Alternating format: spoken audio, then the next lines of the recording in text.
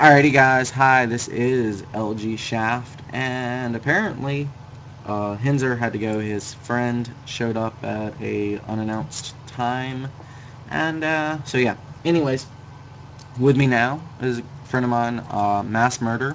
He was the king of last Thursday night's King of the Hill, and he's an applicant for the B team of LG, and we're going to be doing his tryouts actually after this cast. So, without further ado, Woo. here's MassMurder. Hello. Nice. What race do you play, man, and what league are you in? Taryn, and I'm mid-masters. All right. Mid-Masters. Cool deal, cool deal. Well, let's get this started. There actually isn't a Terran in this game. Hopefully you know a little bit about PvZ, though, because that's what we're going to be looking at.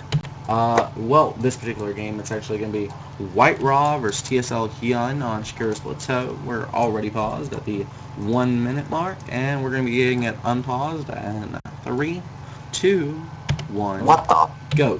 What's up? None. Oh, okay. So here on the bottom left-hand side of Shakuras Plateau, like I mentioned, it's the red Protoss. His name is White Raw, and he plays for TT Esports. He's actually a teammate of a guy who was on Metagame Magic last 2 weeks ago, actually. That was TT Pig. And here on the top right, he plays the same race as TT Pig. It's the Blue Zerg McFerguson. It's TSLHyun. I don't even know why I was on a team. Yes, he is. Well, the way TT Esports works is that it's more like each player gets their own sponsors and everything. It's not a cohesive unit like TSL. Oh, okay. Is more how it works, but yeah, White Raw is a big part of TT Esports. And Alright. here's a 15 pull by Hyun. Might have been a 14 pull. I wasn't quite paying the attention I should have been. But we do see White Raw going for the Forge First expansion. Always a go-to build here for our Protoss players on this map. I think he's just going to go with the Nexus. Well, no, he's... Okay, there he goes. Yeah. Sorry, dude, I messed up. Oh, you're good. I'm going to pause it at 2:55 then. Because when you said 3, 2, 1, go earlier... Oh, when I was broadcasting.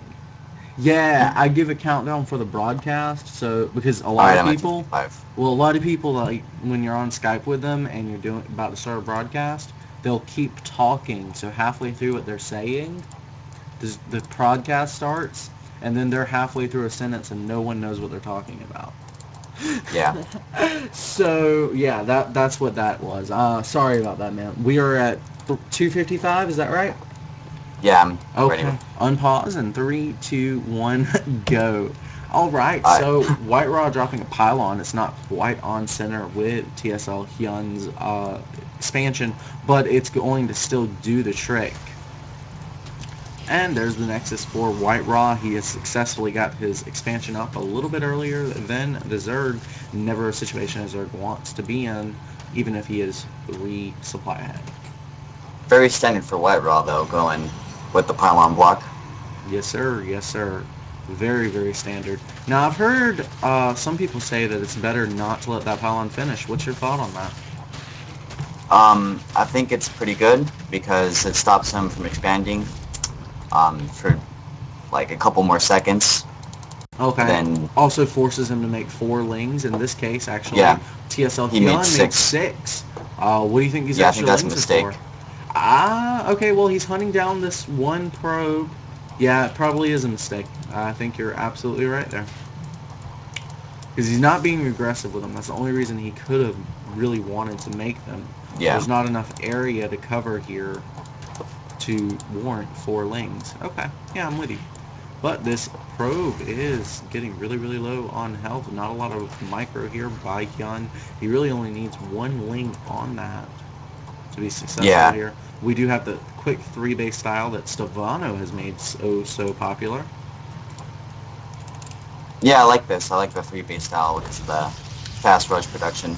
Absolutely. The event game and stuff. Cybercore going down now for White Raw. He's going to be getting his higher level tech stuff now.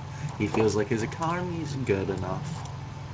I think Hyun should move that Overlord in the natural Uh-huh. because it might get sniped here pretty soon Yeah, that when the cyber cyber core core's done. that cyber core is really what tells you when it's time to get that overlord the hell out of there, and he's quickly running out of time. I mean, once that cyber core finishes, a stalker is going to be on the way.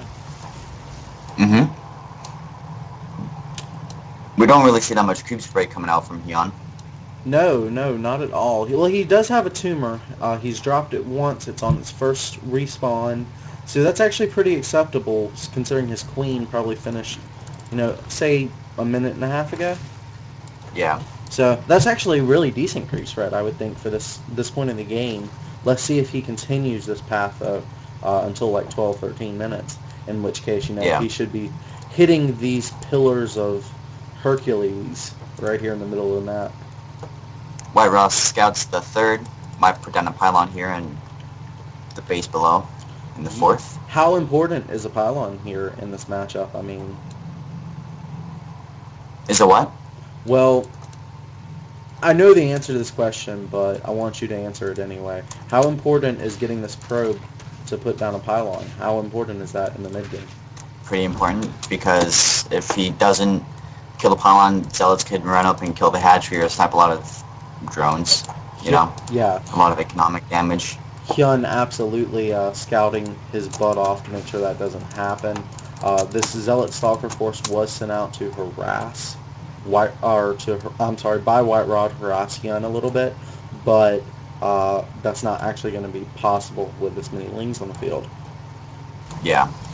So this might have just been a response to what he knew White Rod would have been doing, but I still... White Rod going for a double Stargate too.